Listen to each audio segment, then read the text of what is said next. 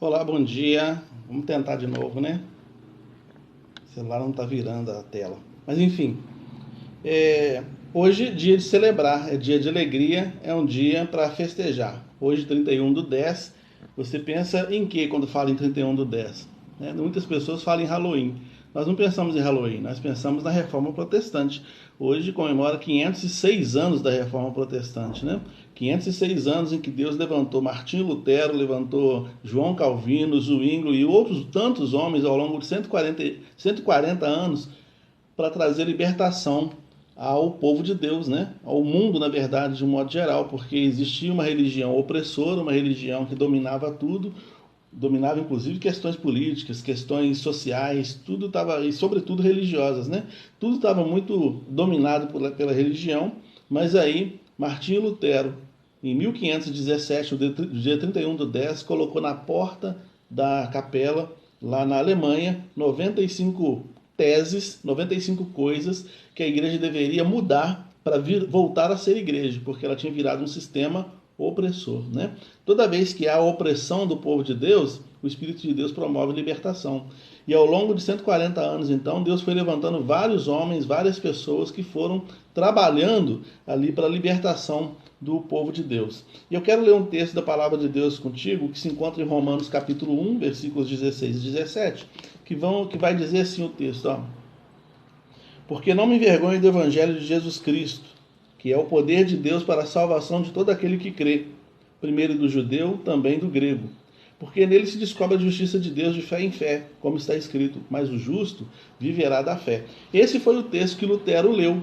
Lutero era um monge católico e ele via todo o acontecimento no mundo, ele via as pessoas sendo oprimidas, as pessoas tendo que pagar pelo perdão dos seus pecados, uma série de coisas, uma série de abusos religiosos, de influência religiosa mesmo, que oprimia as pessoas. E ele falou, olha, tem um negócio errado. Quando ele leu esse texto, ele falou assim, o justo viverá da fé.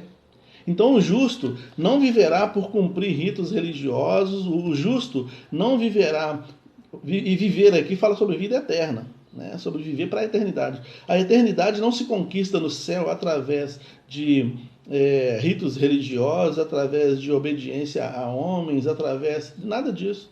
É pela fé, está escrito aqui, o justo viverá da fé. Então eu quero essa fé. E aí Martinho Lutero então começa uma reforma protestante, né? Ou seja, ele protesta contra os desmandos do clero, os desmandos daquele mundo daquela época, e então o mundo vai sofrendo uma revolução através de outras pessoas ao redor do mundo, né? No século XVI, que vai promovendo então a chamada reforma protestante, né? E aí os 5 pilares da reforma protestante são: o homem só precisa, para ser salvo, das Escrituras, da fé, da graça de Deus, de Cristo, e o homem só deve dar glória a Deus. Então, em cima desses 5 pilares está alicerçada aí, ou está afirmada aí, então, a reforma protestante. E a Bíblia diz o seguinte, que onde há o Espírito de Deus, aí há liberdade, né? O apóstolo Paulo mesmo, escrevendo em Coríntios, 2 Coríntios capítulo 3, versículo 17, ele usa essa expressão, onde há o Espírito de Deus, aí há liberdade. Tem muitas pessoas que usam esse texto para legitimar um comportamento religioso livre para fazer o que quiser, para não se preocupar com as ordenanças da instituição, né? Martinho Lutero não queria desinstitucionalizar a religião, ele não queria isso. Ele só queria desinstitucionalizar a fé, porque ela estava institucionalizada, né? Então você só podia crer de um jeito, falar de um jeito, viver de um jeito, todo formatado dentro do princípio de uma questão religiosa. Martinho Lutero falou, isso não tem cabimento. Não é obedecendo a essas normas aqui que a gente vai para o céu. A gente tem que obedecer à lei de Cristo.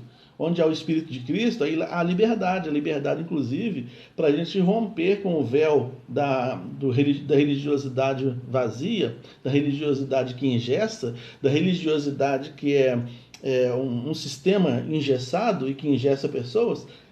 Se a gente se libertar disso, o Espírito Santo veio para isso, então a gente pode ter vida e vida eterna com ele. E foi para isso que ele veio. Então, esse é o movimento. Então, 2 Coríntios capítulo 3, versículo 17, não é licenciosidade, né? Não é uma licença para anarquia. Tem pessoas que querem fazer tudo. Virar cambalhota, fazer um montão de coisa na igreja, dentro do templo, porque acha que onde há o Espírito de Deus, aí há a liberdade. Não, o texto ali é muito claro. Se você ler o capítulo 3 todo, você vai ver que Paulo está falando que o sistema religioso adotado pelos seguidores de Moisés engessava. Ele fala, mas o sistema religioso, ou o sistema de fé promovido pelo Espírito Santo, esse liberta. Liberta para a vida eterna. É sobre isso que ele está falando. Ele não está falando sobre anarquia. Acerca do culto, o apóstolo Paulo fala o seguinte: haja decência e ordem. Acerca do culto, a palavra diz: guarda o teu pé quando entrar na casa de Deus. Então fala sobre reverência, né? Acerca do culto a Deus. Se o culto for a pessoas ou a instituições, se for a um pastor, a um apóstolo, se a adoração está voltada para, né, uma instituição, aí você pode fazer o que você quiser.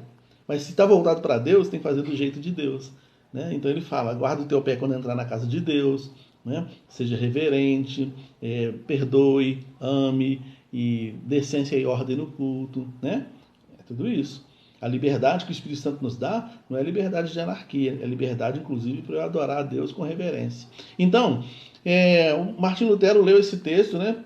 O justo viverá da fé, e a partir de então ele concluiu isso. Ao longo da vida cristã, ao longo desses 32 anos, 35 anos de vida cristã, eu já atendi muitas pessoas, ou já lidei com muitas pessoas que são aprisionadas de diversas maneiras. Tem pessoas que é aprisionada em vício, tem pessoas que é aprisionada numa série de coisas, em jogos, mas tem pessoas que também é aprisionada em sistema religioso, né?